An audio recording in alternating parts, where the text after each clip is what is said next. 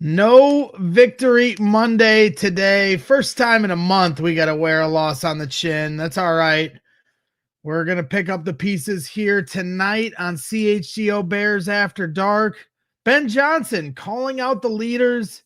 And where exactly is Caleb Williams on his almost midseason progress report? We're going to be talking about it all. Stick with us, Talking Bears, starting right now.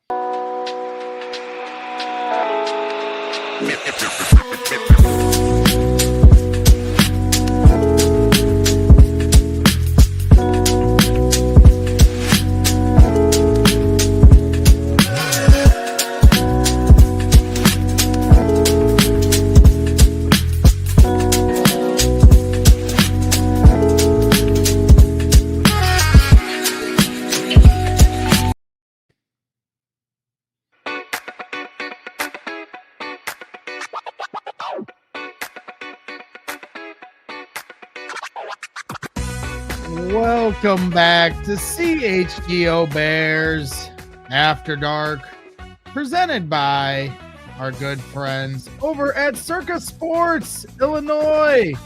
Circa Sports, it's sports betting the way it should be. Make sure you're downloading your new bookie today at chgosports.com. I am your host, Greg Braggs Jr. Alongside me, as always, is Shayne Marsaw from the Tape Never Lies Network. Phil Ottochian should be joining us here in a little bit. Adam Rank's going to take the night off. He's got some things to attend to on the soccer training side of things, so we understand. All good. We love Adam. We'll catch up with him here next week. I'm sorry, Shayne, I had you muted. What'd you say? He's watching the World Series game. Don't let him. That's true. It is. And credit to you, Shayne, as a diehard Dodgers fan. Dodgers are in the World Series. Second week in a row now that you are doing CHGO Bears After Dark while the bullets are flying. Now, last week when that happened, they won. So maybe if you're looking for that good karma, we'll good see, man. energy. Toronto's legit. I got to give it to them. They are a very good Toronto's team. Putting up a fight. It's kind of weird because normally I root against the Dodgers just like anyone else because they're the evil empire. They've got all these great players. So it's just natural, but it doesn't feel right to root against them this year because of my rooting interest for them in the NLCS. You guys did such a great job of, taking bat to ass, as Lance Briggs likes to say, to Milwaukee, sweeping. We did what the Cubs couldn't do. And that's fine. That's fine because they needed it. They needed that humble pie after they flew the L flag after beating the Chicago Cubs. Full slate of sports here tonight. You got Monday Night Football. Commanders looking to try to see if they can beat the Chiefs. You got the World Series, and then you got the Chicago Bulls here tonight. So make sure you tune into the CHGO Bulls post-game show here later tonight. But let's get into it, Shayne. Bears haven't lost in 4 weeks. I kind of forgot how demoralized I get after losses. And, I'm in this like full-fledged depression earlier today. I don't think I said a spoken word for 8 hours of the day. Just getting all my chores around the house outside done. But I'm off the ledge. I'm back. Bears are still 4-3. Still got all the season ahead of them, even though the rest of the roster is dropping like flies. We'll get to some injury updates here in a little bit. But where's your State of the Union address here for Chicago Bears fans? Because, we're always living on the roller coaster of emotions. Yeah, I guess I have a different perspective on it. But listen, I was very upset, obviously, with the outcome of the game.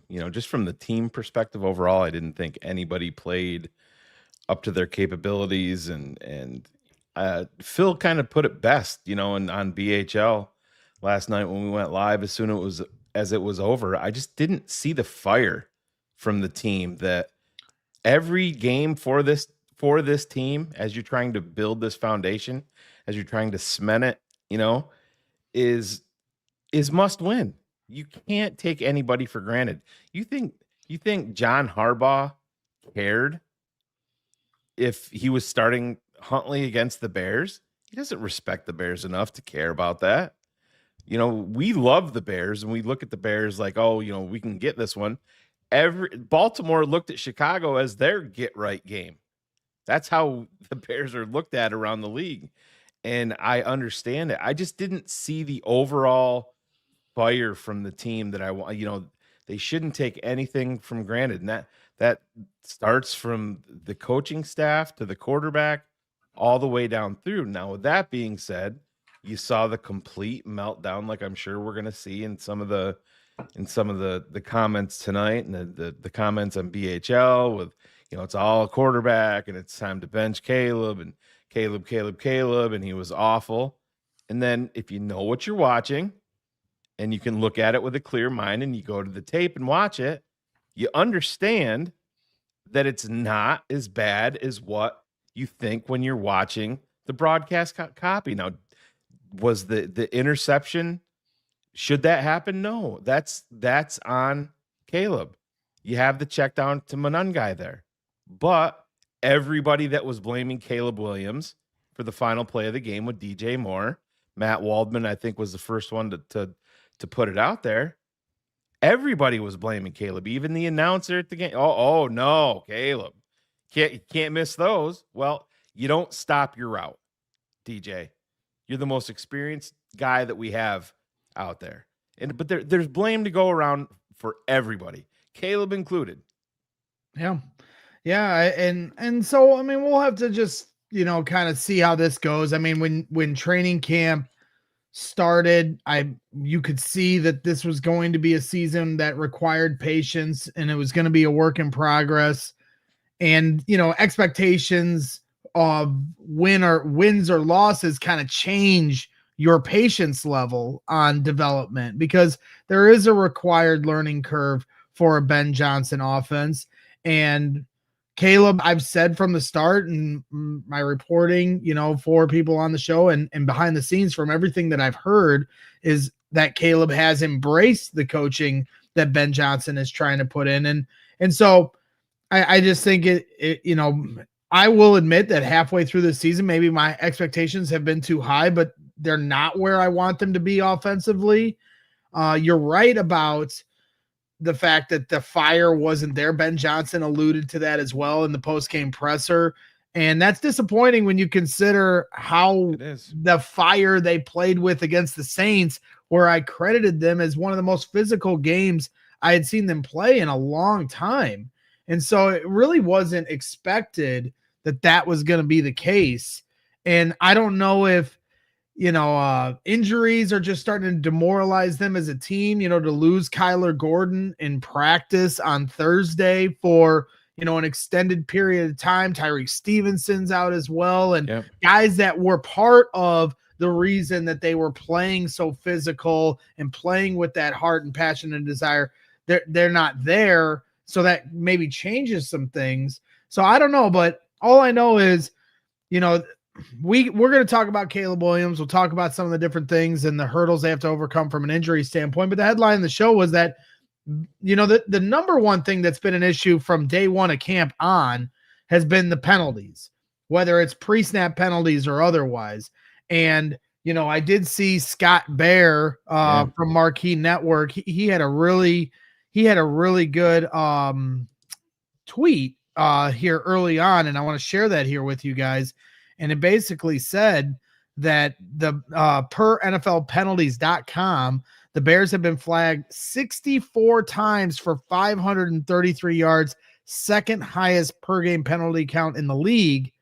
And then the opposite end of that is Bears opponents this year have been flagged only 36 times for 254 yards, and that's the second lowest per game count for the opposing team in the league. So, I mean, obviously there's been penalties against the Bears that we have disagreed with here since the start of the season. The Bears also hold responsibility to a large majority of these 64 penalties as well. I'm not just going to put them all on the refs.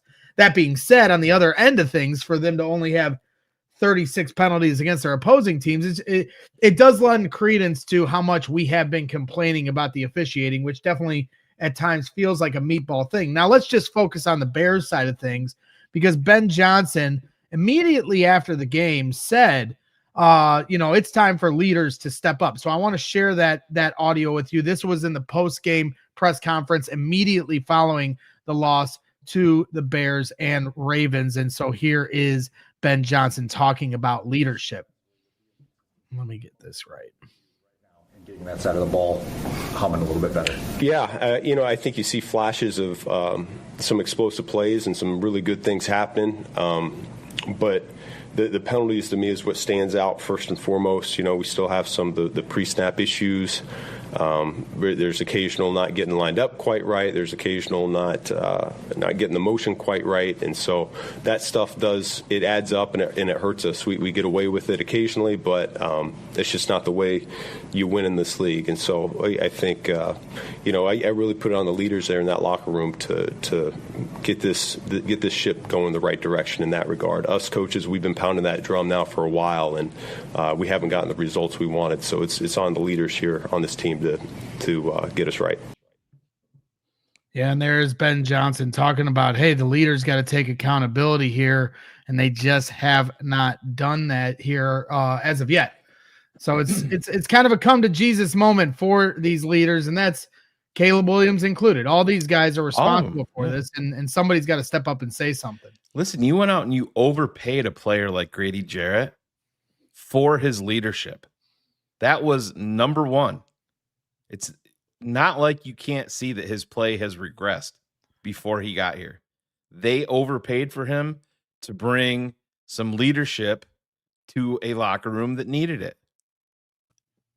Where is it?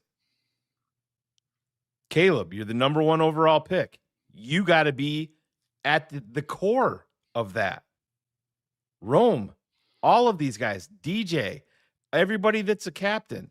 Joe Tooney. Is Joe Tooney speaking up? I hate to bring Tooney into this with the way that he's, played all year, but this is what it is, man. This is what your locker room is. And it goes back to who? It goes back to the guy that's responsible for everybody in the locker room, the guy that they extended, Greg. And people can say that it doesn't matter, and this was Ben's draft and all of this nonsense. Ryan Poles is not good at his job. He's not. And the Bears went out of their way and paid him to stay around longer when they didn't need to, because they're an organization that is soft and that believes in calming the tides and having everybody on the same structure. Why not make him prove it? Like everybody else will have to. We all know that Ben has the juice. You're bringing in the wrong guys. The entire, I don't want to go down this rabbit hole because we've repeated it a million times. The roster it's flawed the way that it's put together. We all knew that there's an issue with the pass rush back to the draft, and it's still an issue, and they've done nothing to even attempt to fix it. Zero. They haven't brought anybody in. They haven't claimed anybody to help fix the pass rush. They attacked it in free agency. Shamar Turner tore his ACL. Was he ever hurt in college? Yes, he was. This all comes back and puts more egg on the face of Ryan Poles. It does. You win in the trenches. Instead, we drafted a tight end in the top 10 as a 5-win team. He's a super talented kid, but guess what? Are we using him? Are we using him? I mean, he had one catch for 18 yards to start the game and then only 2 catches the rest of the game. You thought that after that first play that he was going to be featured, and that just wasn't the case yesterday. Yeah, and it's an issue, like we all know, and it's just the Bears are flawed. And unfortunately, they're flawed from top to bottom.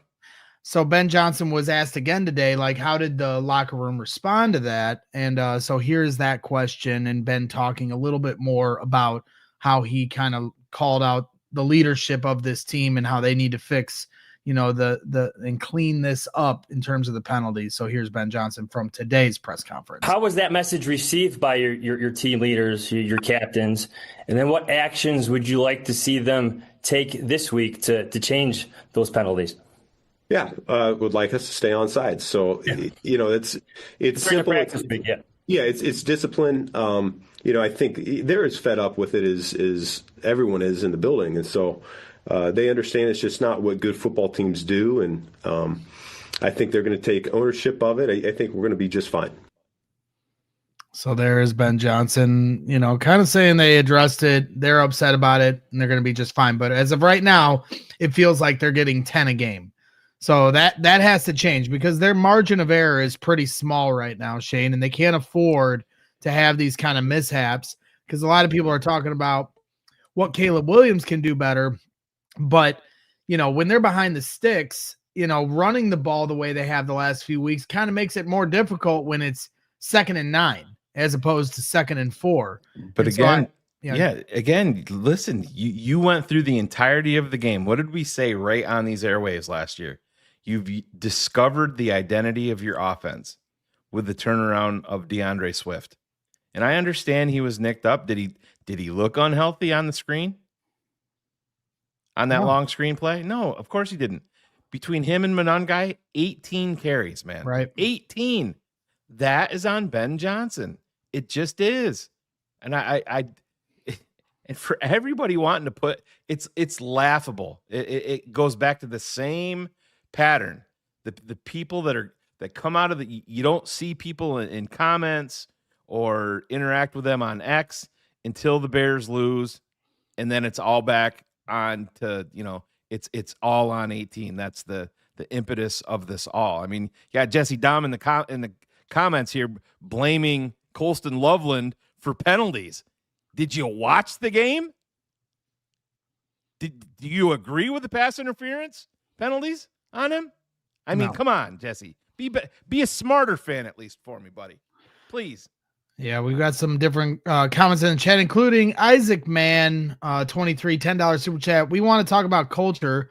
This is the week we find out what it is. Not during a win streak, but in a game, but a game in which everyone didn't do enough. That's from polls down to the 53rd man. How do they respond? And, if there's any, if you're looking at any evidence of how they've responded earlier, they gave up a 50 burger, to the Detroit Lions and found a way to win 4 in a row and play some of their best football. So this is a big week because we talked last week. We were talking about, hey, what can they do to add at the trade deadline? And I was kind of the mindset, like they still have to earn that right. And I thought if they beat the Ravens, you were closer to proving to me that you are worthy of a team to bring somebody in. Now you got to beat the Bengals if you really want to make that work, because after the Bengals, I think that's your last game before the trade deadline. And they do have an opportunity over the next 2 games with the Bengals and Giants to get to 6-3 right now. So at 4-2, I was like, I'm not going to talk about playoffs yet, but if they beat the Ravens, I'll have no choice, because you can see a direct path of how maybe they're not a playoff team, but they could make the playoffs despite that. And now they're 4-3. I'm back off that. I'm not looking at playoff picture, even though they're right in the thick of the wild card race, and they are. But at the same time, I'm just trying to be reasonable of what the expectations for this team is, especially with the injuries that are starting to mount. Now, if you win the next 2 games and get to 6-3, now I'll get back on the playoff talk. But this year is about development. This year is about Ben Johnson laying the foundation for what he can do for this team. So take a quick time out. I believe Phil Ottochian here will be joining us here in a little bit. If not, me and Shayne will hold it down. No big deal either way. But when we do come back, we'll talk a little bit about Caleb Williams and the discrepancy maybe between fans who are starting to get impatient versus some evaluators and people that watch the tape, just like Shayne and Phil do, and kind of what the conversation is, including what Ben Johnson has had to say about where Caleb Williams is at in terms of his development. So don't go away. Hit the like button. And when we come back, more Chicago Bears talk. Whatever the sport, the app to bet is Circa Sports Illinois. Circa Sports, it's sports betting the way it should be. Circa Sports Illinois has high betting limits, low holds, and exceptional customer service. They are always taking care of the people. So bet on all your favorite teams in every game this season, whether it's spreads, props, futures, or in-game. Circa Sports has it for you. Fund and bet like a pro from anywhere, anytime in Illinois. Obviously, the Dodgers are still fighting the Blue Jays here in the World Series. Who are you going to bet on? I know Shayne's betting on the Dodgers, so you want to make sure you're winning some money there. It's going to be a tough World Series, that's for sure. And then obviously you've got NBA, NHL seasons underway. Week 9 of the NFL season coming underway as well here. You got to make sure you're using Circa Sports Illinois to make all your money. So download your new bookie today at circasports.com. Must be 21 or older. Gambling problem? Call 1-800-GAMBLER. And also got to give a good shout out to our friends over at Shady Rays. Shady Rays is changing the game. These sunglasses are made for real life. Seriously good looking, polarized, durable, and most importantly, not stupidly expensive. We all know that moment when you're at a tailgate or at the game and you lose your glasses, you can't find them. Maybe you left them on the car as you're driving away from the tailgate lot. Well, we've all been there. But the best part about Shady Rays, the wildest thing they do, is if you lose or break your pair, even on day one, Shady Rays will send you a brand new pair, no guilt trip, just replacements. So now you can wear your sunglasses without fear. Shady Rays is the eyewear that has your back. We've teamed up with Shady Rays to bring you an exclusive offer. So head to shadyrays.com and use the code CHGO for 35% off polarized sunglasses. Try for yourself the shades, rated 5 stars by over 300,000 people. All right, we are back here on CHGO Bears After Dark with Shayne Marsaw from the Tape Never Lies Network. Please hit that like button while you're hanging out. We appreciate everyone joining us. Let's get into some Caleb Williams conversation here, Shayne. I know we talked a little bit about it off the top, but at the same time, I understand fans, already maybe getting a little too quick to the trigger on the panic button. They're seeing Drake May having an absolute stellar start to his second year. You saw Jaden Daniels win Rookie of the Year last year. Bo Nix drops a 50 burger on the Cowboys. They've now won 5 in a row in Denver. I think he has like 54 touchdowns here in his first 2 seasons as the quarterback, total touchdowns, not just passing. But as Marcus Mariota just threw an interception, spoiler alert. But it's one of those things where Bears fans, I just think are scarred through the ghost of Rex Grossman and Jay Cutler and goes back Trubisky. Goes back way before that for me. Right. But for the younger crowd, which is a lot of the fans we deal with at times, like there are scars. And so we've never seen a quarterback developed properly here in Chicago. And now the question is, every week people want the answer. Is Caleb Williams the guy? Is it all going to work out? And at this point, we just haven't gotten a hard-lined answer to that question. There's still a lot of untapped potential with Caleb Williams. So I'm just curious from your standpoint, what the disconnect is when someone, an average fan, even like myself, watches the game yesterday and says he was inaccurate, he made bad decisions, intentional groundings. There were times where I felt like he wasn't placing the ball correctly. At the end of the game, you're like, what's going on with him and DJ? And it just feels like on its surface, it wasn't going right. And then all of a sudden today, once everyone has, the benefit of looking at the all 22. Now I'm hearing from evaluators who I trust and respect, including Matt Waldman, who will be joining CHGO Bears at 1 p.m. Central tomorrow, that it's actually not as bad as everyone's making it out to be. And he's on track to, in terms of where his development is. So like, where do you stand on all this? Because personally, my head is kind of spinning. My head's not spinning because of Caleb Williams and what we've seen. I think listen, does he need to play better? Of course he does. You can't sit there and say, is it as bad as fans or whatever you want to call them are making it out to be? No, it's not. And it's pretty simple, Greg. Do people realize what the Bears were in terms of an absolute circus from from general manager all the way down? I mean, that's not even bringing in ownership. Their first move with the number 1 pick in the draft, no matter who it was going to be Shane Waldron. We knew in camp, players knew in camp that wasn't the right move. But that's what the Bears did. You see all of the chaos that was with the coaching staff even before Caleb was here. Then when he gets here, it's an absolute travesty. Caleb, why? Then everybody's, oh, Caleb didn't want to come to Chicago.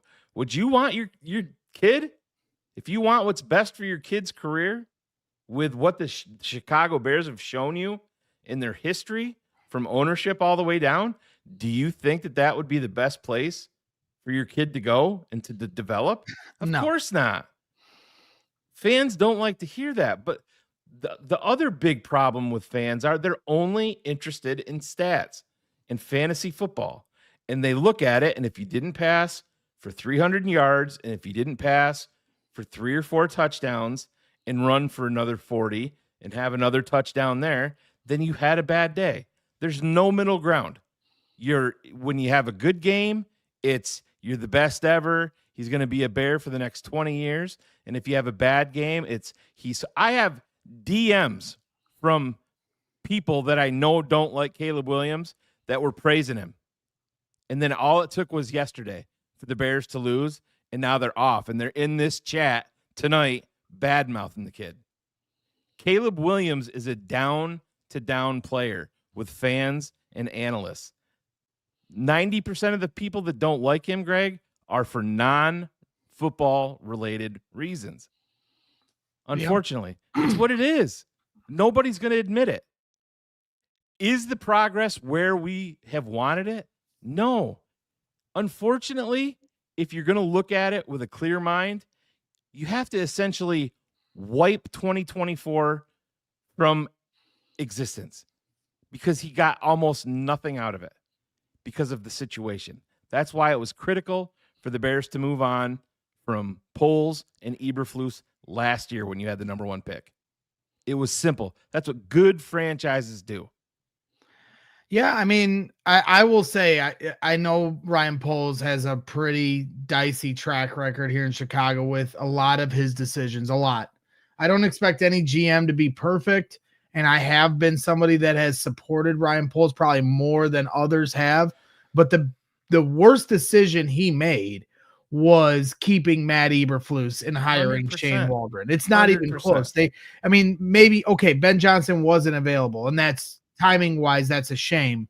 But we were all pounding the table for a guy like Jim Harbaugh. Maybe he wasn't an option because he was going to LA no matter what. I'm not that type of person. It's just like with Shohei Ohtani in LA. This is Chicago. You do whatever it takes to get your guy. And when you have the number 1 pick and you're a franchise that can throw $13.5 million at Ben Johnson, you should be able to get a coach in here to pair with your first-year quarterback. So now they're behind in the development of your number 1 pick because they had to hit the reset button in Caleb Williams' second year. So but let me ask you this right there, because I think this is a good point. So last year, Ben was on his way to interview, so it would have been the off season of 2024, was on his way to interview in Washington, correct? Right. And then pivoted. Do you think that there's any chance that his number 1 option was Caleb Williams and realized that Washington was not going to get him? Could be. I mean, it could be. I mean, we'll never know ultimately, but and I know that he's come out and said that he wasn't ready. He wanted 1 more year in Detroit, but I find it hard to believe that if Chicago was open last year with the clean slate, the number 1 pick in your choice of any of those quarterbacks, that he doesn't come here, even though he said after the fact that he wasn't going to. I don't buy into that. Yeah, I mean, I think Ben Johnson was getting paid no matter where he went. Carolina, Washington, the Damascus car bombs, wherever he's head coach, doesn't matter.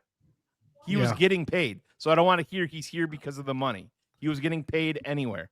Well, he's here. Number 1 reason why QB number 1, Caleb Williams. That's why. It's going to take time.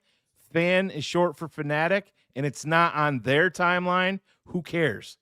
So we wait and let him develop him. Yeah, absolutely. As Draft Dr. What did I Phil, walk into here? Draft Dr. Phil joins the show, aka Phil Ottochian, our guy, coming back from practice here, and we appreciate you joining us as he was just looking at the film with his team. Now he comes here to try to help us, kind of navigate through the first loss in over a month. So Phil, where are you at with everything? You're jumping into the fire here with the Caleb Williams conversation. We do have some audio here coming up in a second on Ben Johnson speaking about where he thinks Caleb is and how he played yesterday. So where do you stand on it? I know you guys had a post-game show. I listened to a good portion of it. And but for those that haven't had a chance to hear your thoughts, where are you at right now? Because, obviously the heat is starting to get turned up in Chicago. You know how impatient fans can be, how emotional we get because of the failed quarterbacks have passed. And so where are we at right now, with Caleb, and how much should Bears fans kind of back off the ledge a little bit? I think they got to back off, period. I think I'd like to push a lot of them over. Yeah, I think that would help. I'm just being honest. He said that. I didn't. I just make that a real. I said right out the gate, I did not think Caleb played bad. I just, from my eye, and I am very truthful with it, I just looked at it. I thought the play calling, and Greg, we were just on last week talking about the identity, and it was DeAndre Swift, and you didn't go to that. Now, when people say, oh, maybe he wasn't healthy, no, you're in the game. Walter Payton played hurt. Thomas Jones played hurt. Go down the list, whatever. You saw the screen. Did he look unhealthy on the screen? Did he look unhealthy on the touchdown run where he dips his pads and trucks a few guys? Stop. The reality, my question came away with situational play calling. I haven't watched the all 22 yet. I haven't had a chance. So I knew, Greg, and you listened to the show, and I love you, brother. I'm like, I just first watch without watching. It could change when I watch it. I just felt like he was playing very good. Didn't like some of the personnel usage. Didn't like some things that happened. The interception, obviously, again, I said it. I go, it was a terrible interception, but I got to see the route.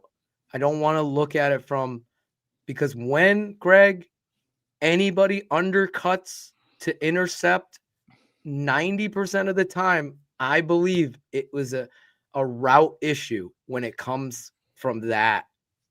When someone makes a play like that, 90%, there is that 10% chance that it's a bad throw. Television makes it look a lot worse. That's why it always comes back to the tape. I thought his footwork was okay.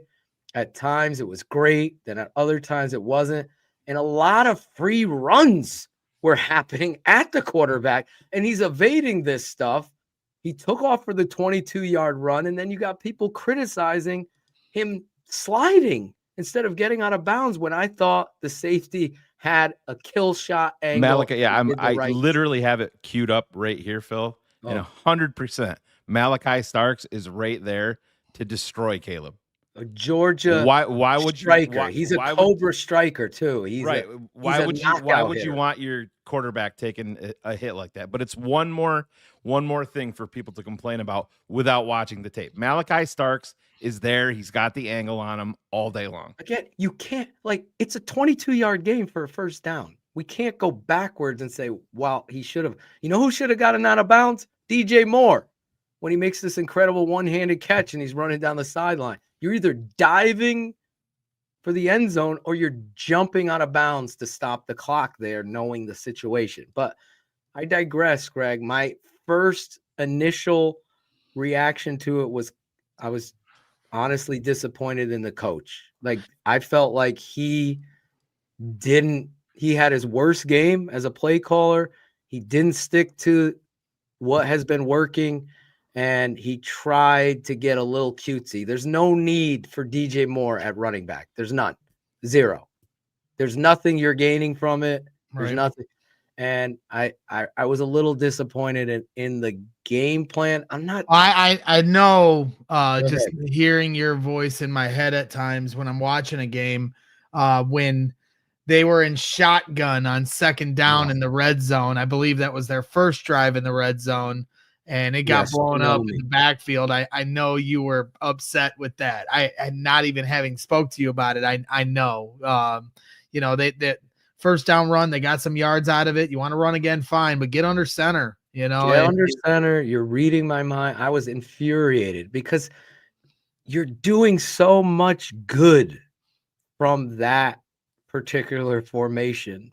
Anything with him as a run threat, handing the ball off, heavies, bellies, anything attacking outside, inside zone, any of that with a boot or any kind of fake, even if he gives any boots, he's pulling men with him.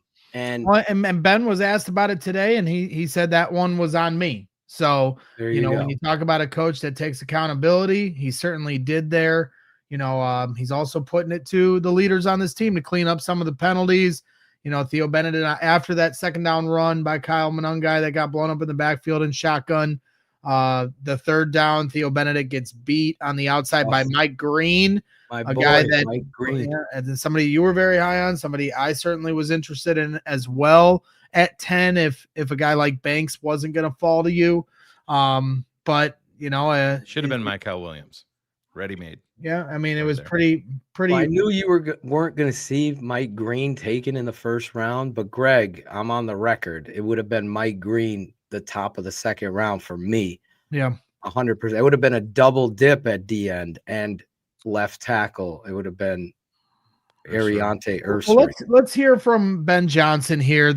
He was asked today where he thinks Caleb Williams is at in his development. And as I said, you know, just watching from I was talking to Adam Hogue earlier as we were, you know, in conversation about bringing on Matt Waldman tomorrow because he put a lot of tape as he always does every day. And if you don't follow him on Twitter or you don't subscribe to his content, you're missing out on knowledge that you can gain. But he put a lot of stuff out that Caleb did well on tape. And so we're going to bring him in tomorrow on CHGO Bears for the conversation. But it was one of those surprising things for me to set this up for Ben Johnson, because just as a fan who lives and dies by this team winning or losing, which I think then dictates kind of what my emotional reaction to how guys are playing are, whereas you, Phil, you, Shayne, or Matt Waldman, or whoever look at things from the film and they wait a lot of times to have that knee-jerk reaction. At the end of the day, I get paid to make knee-jerk reactions. And if I say something stupid, so be it. But it is genuinely how I feel. And as I told Shayne earlier, my head is spinning today because I didn't feel like it was a great game. And I would have thought the Washington game was a better game than this one from Caleb. But Ben said, no, this was actually the best game of the three since the bye week, and that he's showing some improvement. So this is Ben Johnson talking about where Caleb Williams is at in his development. Ben, what did encourage you from Caleb's performance yesterday? He was very efficient with the football there early in the game. I thought he had a number of throws that were on time. We hit a couple in breakers that was encouraging to see as well.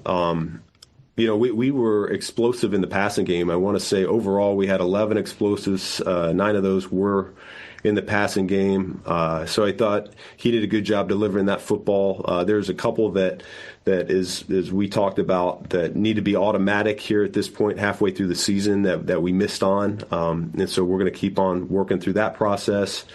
And I think we're going to be in good shape. I did think he took a step forward here this week. And there's Ben Johnson saying he took a step forward here. Greg, I saw you wouldn't have known it if you listened to Bears fans like me after the game. Right. And there's Ben Johnson, who doesn't mix words. He typically is honest. Like at this point, we have to trust taking Ben Johnson at face value because he's been honest since the day he walked into Hallis. You've asked that, not to cut you off. I think it's a great point by you that needs to be really highlighted. The coach is standing at the podium and doing what I think every NFL and every coach should do. It's tell the truth, even if it's hurting someone's feelings. You have to do the podium stance of truth, whether it be on you or a player or a formation, whatever it is, you be honest about it. So for him to stand there and talk about Caleb truthfully, you can't go, well, that's just coach speak here. He's shown a history of standing at the podium and being honest. And Greg, I know you saw BHL, the post-game show, and I said it to Shayne. Shayne said it. I go, I mean, he's getting you down inside the 5, and then look at the play calls there. Is there a tight end isolated, your first top 10 tight end? Is he isolated on anybody? Nope. What are we doing? Shotgun, bubble. I mean, it's all gimmick kind of stuff where instead of going with your identity and really hitting it up in there or action boot off of it to the wide side and get Caleb on the run with some sort of screen, you could do so much more than what they've been doing. His situational play calls, fourth down situations, as well as goal line, have been bad. They've been rushed. They've been rushed. Yes. Yeah. And honestly, if I had called you guys this morning, but instead I was too busy eating depression cereal this morning and a whole box of it. But if I had, just listening to your guys' post-game show on the way home last night, I know you guys are in the mud with Bears fans and in fights like that are ongoing. Nino knows is here in the chat here tonight. He's gonna always say, he's not in our chat anymore. Hey, Ninos, have fun, buddy. Well, regardless, I know. So, like, when I was listening at first, I'm like, man, you guys are really being like easy on Caleb and critical. Like, I know you called out Rome for not catching some footballs that he should have caught. Ben and different guys. And I'm sitting here going, like, don't let your fights with others dictate being critical of Caleb because you don't want to give them credence in a upcoming argument. But then everything comes out today from Matt Waldman and Ben Johnson and many others that are like, no, guys, everyone slow down. And so I think ultimately, Phil, I think what this comes down to is not only the overreaction from Bears fans because we live and die by the win and loss, but you also have Drake May playing the way he is in New England, which has nothing to do with what Caleb is doing. And Drake May deserves all the credit in the world for how he's playing right now. But it's now you, just like Jaden Daniels winning Rookie of the Year last year and getting to an NFC Championship, those things, and Bo Nix as well now is starting to really go on a heater 5 games in a row. Those things are also working against Caleb when you're talking about narratives and what a proper expectation level for Caleb Williams should be at this point. But you want to know the easy way to figure that out, Greg. And I understand that that's the easy thing for fans to do. But it's like if your teacher came up to you and said that, you know, your daughter's not doing the same things that this kid is doing. Every situation is different. Every player is different. Drake May's in the first year of a new system. I get it. Under Vrabel. Totally understand it. He's playing better earlier than I thought he would in his career. That's fine. But last year, the belle of the ball was who? Jaden Daniels. Now he's been replaced by Drake May. How could you pass on Drake May? He clearly should go number 1. That's what the new narrative is this year. You can't develop your quarterback. Ben Johnson has never walked up to Caleb Williams and said, hey, we have to buckle down this week, buddy. Drake May threw 3 touchdowns yesterday. You don't coach that way. It doesn't even enter your brain, but it does with football fans, with fantasy football fans, people that don't watch tape, people that are only concerned with stats. That's who it matters to. Ben Johnson doesn't care. Yeah. Neither does Caleb. Nor should they.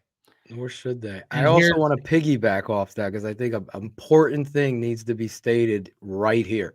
So, producer, be ready. Going into this year, my biggest concern with the Bears wasn't Caleb, it was the coach. Is he a head coach? He's a first-year head coach. Putting in his offense, having to call plays because he's the play caller. It isn't Declan Doyle. Let's get it straight.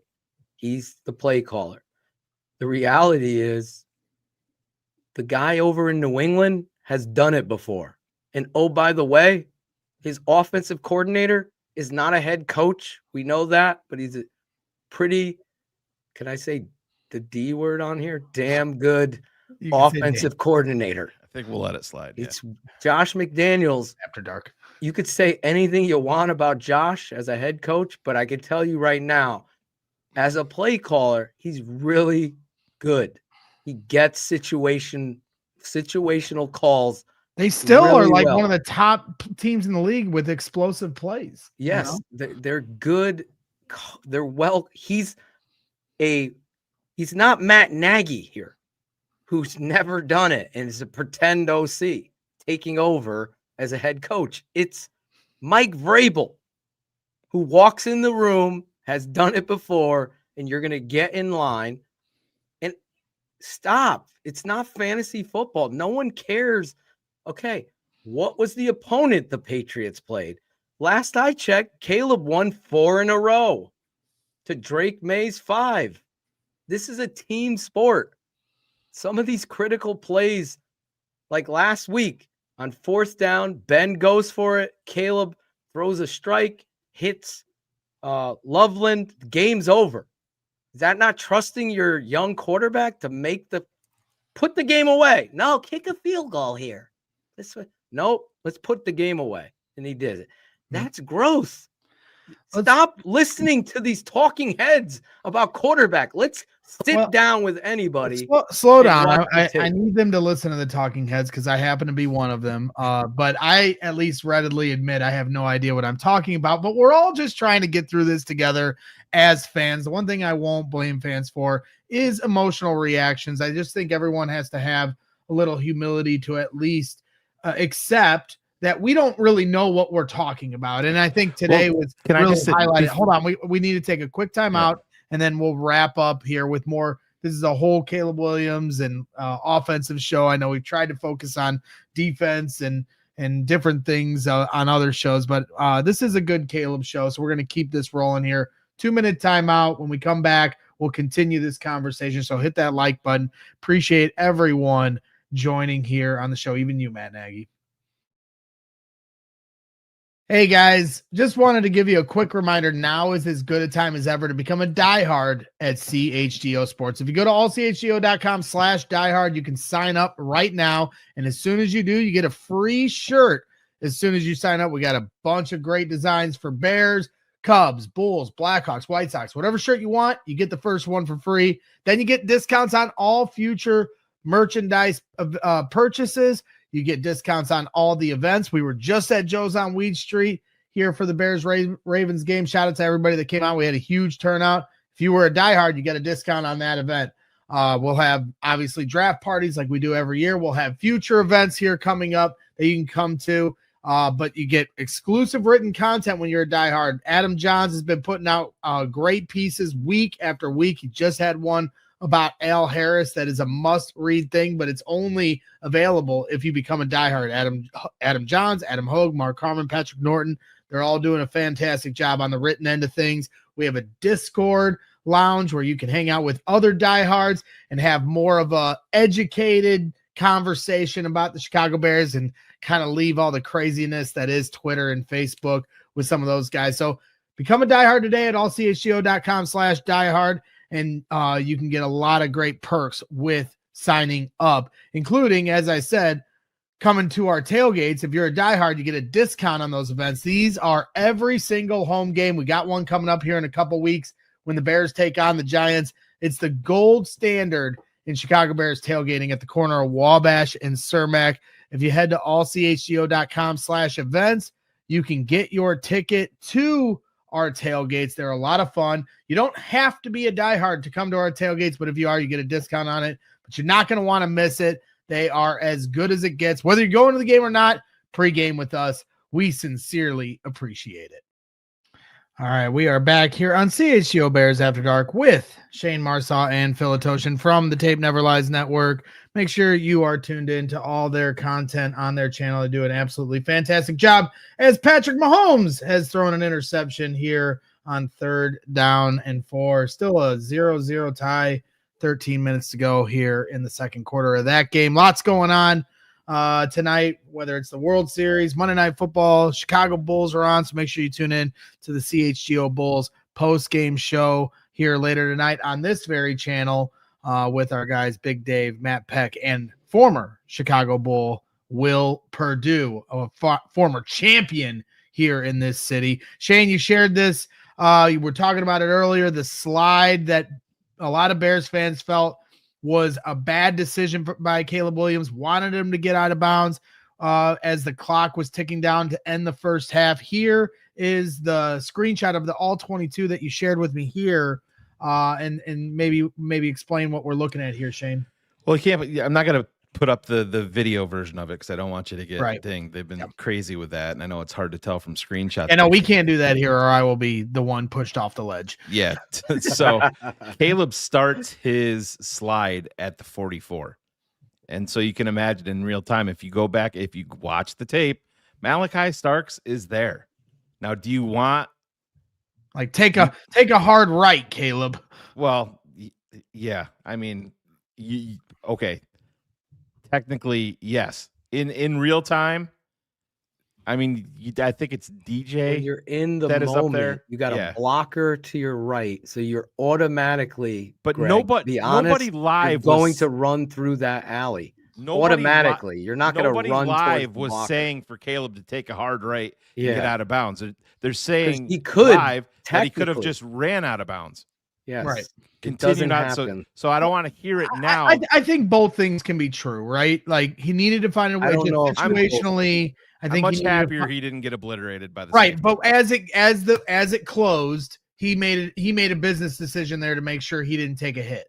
There was still plenty of time on the clock too. I'll have you. You're right. Like it's not like that really over because of that play. Exactly. But at the same time, even Caleb readily admitted after the game that that's probably a moment where he needed to have a higher priority on getting out of bounds as opposed to however many extra yards he got in that moment. Now, it's easy for us on a screenshot or watching home from TV in live time to say I know as soon as he slid, I said, you got to get out of bounds. But that's easy for me to say. I understand he didn't want to take the hit.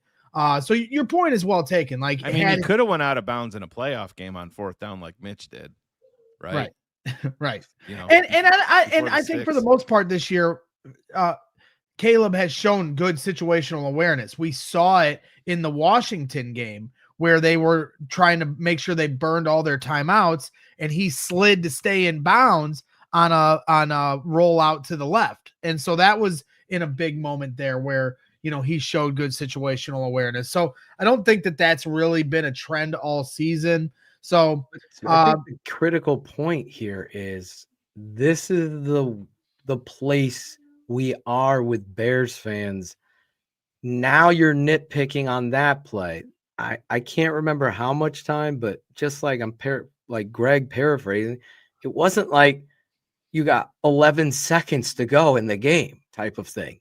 It wasn't that. It was okay. Maybe next time you get out of bounds, but you get maybe run the be next more concerned about DJ not getting out of bounds. Exactly. Yep. That was the more concerning one for me, to be honest, because situationally the clock and the scoreboard were against you, and DJ should have been smart enough to dive out of bounds or dive to the end zone and get knocked out of bounds. It just, to me, the heat on Caleb is just over the top. It's just, to be honest, it's complete ignorance. Well, let's talk as we do. Like we got Devin Duvernay out there running routes. I don't know how he jumps over, but Walker. That kind of stuff just baffles me. Walker was actually out there for a few plays at the end of the game, so that's interesting. Duvernay came in before Walker did. If Walker's on that route, I guarantee it's a touchdown. Well, and what I was going to say before you went to the break, Greg, there's people in the chat saying that Caleb couldn't even execute the quarterback sneak. He did. He scored. The replay was a touchdown. You couldn't challenge it because the stupid refs should have stopped it, went to New York to get a spot because your clock is ticking now. I don't know if you heard earlier, Phil, but What? did you see the stat that Scott Bair from Marquee Network shared? I'll share with you just so we can see you have smoke blow out your ears. But here it is. It's about the penalties. Yeah, Sick of refs. It's the penalties per NFL. This is from Scott Bair. Pulled this up per NFLpenalties.com. The Bears have been flagged 64 times for 533 yards. 533 yards, second highest per game penalty count in the league. And on the opposite end, the Bears' opponents have been flagged 36 times for 254 yards. That's the second lowest per game count in the league for an opposing team when you're playing week to week. So second highest for the Bears, which a lot of that is they're doing. And then, there's also a lot of aided to that stat because of the officiating that's been off kilter, but the only 36 times by the Bears' opponents this season. Pretty damning. There's no way to go around. I mean, it's showing up. The offensive pass interference against Loveland last week was so atrocious that you would think this week, when your defensive back gets his helmet grabbed and thrown so you could separate on a play, Greg, that's 3rd and long, and it's 23-16. It's a 7-point game right there. If you stop them, you force them to punt and you get possession, which, by the way, you could drive down and score and tie this game. It's these nerd blog boys that think officiating doesn't. You can't complain about it affects the whole momentum of the game. That play, it totally did. Greg, did you see the quote tweet from Josh Dubow on Scott Bears?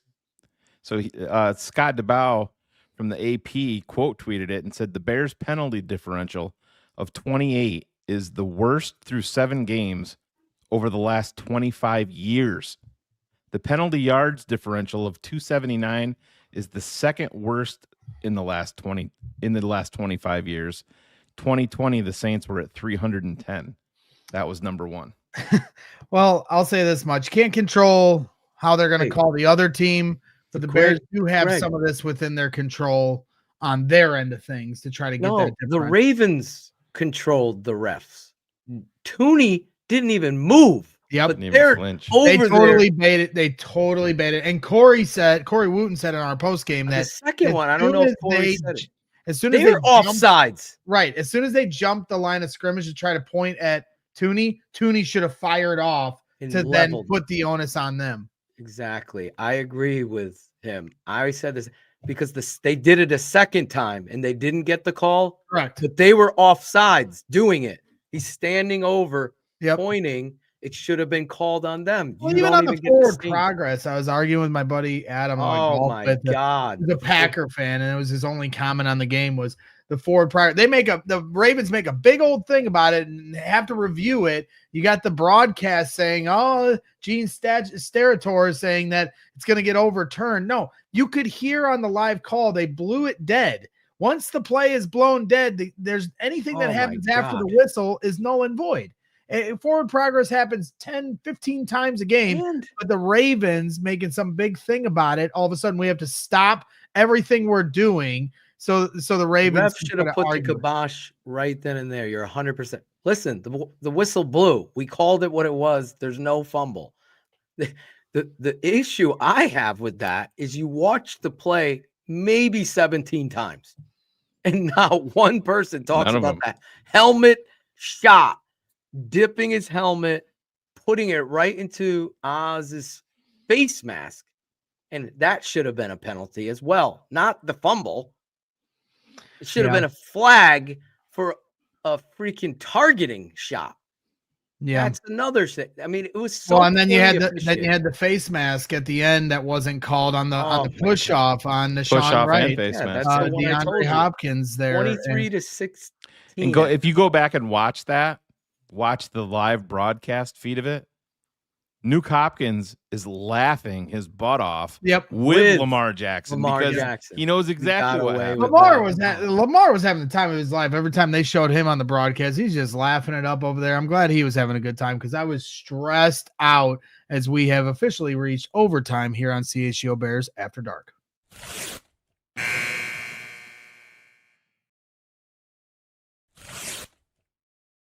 Well, we're wrapping things up here on CHGO Bears After Dark, a venting session here tonight as we're all trying to kind of figure out where the Bears stand in the State of the Union address on Caleb Williams, as every game is a whatever you want to say on his career. Every game, it has to. One other thing, Greg. Yeah, go ahead, Phil. Just because we're on officiating, I don't want to alleviate this, but the second intentional grounding call I've sent to 6 different officials, 3 of which are in the ACC. 1 officiates out Midwest for the Big Ten. Another one out here in high school and college. He does out here. And all of them, that is not intentional grounding. It is the receivers there running it out. He's throwing to that area, alleviating. He's outside that tackle box. Even if he wasn't outside, if you want to say he's in the tackle box, the receiver is in the area. He's like, if that's Drew Brees, the official from the ACC had the quote, if that's Drew Brees, things not called at all. So before fans get all bent, like the NFL needs to take ownership there. Just wanted to get the second one. The Show is first inevitable, by the way. I'm sorry. Go ahead. Get an update for us? 2-0 Dodgers. Oh boy, 2 homers. I can't say I can't even. I feel bad. It doesn't feel right to root against the Dodgers this year. Normally I would, but after they beat the Brewers, I think I have to be a little more respectful since they did the Cubs fans a favor, a big one too. They didn't just beat the Brewers; they swept them and embarrassed them. So I'll keep quiet this year, I guess, as you guys dominate the MLB landscape and cause us to have a lockout in 2 years. Job ain't finished, Kobe. Yeah. Well, let's wrap things up so Shane can enjoy his World Series. And you got Monday Night Football as the Chiefs and Commanders are trading punches as the Commanders season is on the line, man. They're talking about chirpy fans in our chat. I thought they were already in the Super Bowl. The Commanders fans are certainly chirpy as well. So, let's call this a night, but appreciate the insights as well. Like I said, make sure you tune in tomorrow at 1 p.m. Central. Matt Waldman, a good friend of Phil and Shane's as well, a guy that really understands the game at a high level. Best. He is going to be joining the CHGO Bears podcast. He's been doing some great work, kind of trying to help Bears fans understand what they're looking at. For people like me that have no idea what we're looking at, is the Chiefs rumble into the end zone. Listen to Matt Waldman. That will be the big question for me. Yeah, well, I'll listen to Matt. I will always listen to Matt, especially when he's telling me what I need or want to hear, and that's Caleb Williams is going to be just fine. So I appreciate Matt because I was when I tell you that, you don't listen to me. That's not true. Now slow down. That's not true now. That's not true now. I always respect Kerry Franklin. Yeah, I do. I do listen to you. All right. I have to double source. I always have to get, you got to get 2 sources. And so that's we're back. Oh, geez. Is it the off season already with the source? Yeah. All right. Well, appreciate everyone as always joining in here. Even the ones that are getting mouthy. You guys are welcome. Go to Greg's tailgate. Yeah, good time. I had a good fun time there. A couple weeks from now, I get 1 week off for the Bengals game here. We did have some super chats. I'm glad I held up here. Yeah, I cannot. Yasser Ahmed saying for $2 says May was sacked 34 times last year. He's already been sacked 28 times this year. That's something Caleb Williams has done a much better job this year. That was 68 sacks last year. I know he's not even going to come close to hitting that number this year. Has been doing a good job. My guy Bradley Hassey dropping $2 in here. Appreciate you tuning in as always, Brad. Jason McKenna $2 saying we finally agree on something. Shane, pulled. Me and Shane must agree with you too. That's right. Well, he's not going anywhere, it doesn't seem like. But Yasser Ahmed also brought in another $5. Says we gotta chill as Bears fans. Rookie head coach with essentially a rookie QB, new mechanics and footwork. Let the season finish. Damn. Can I say one thing? You can say one thing. That And we're gonna Sorry, I know it's overtime.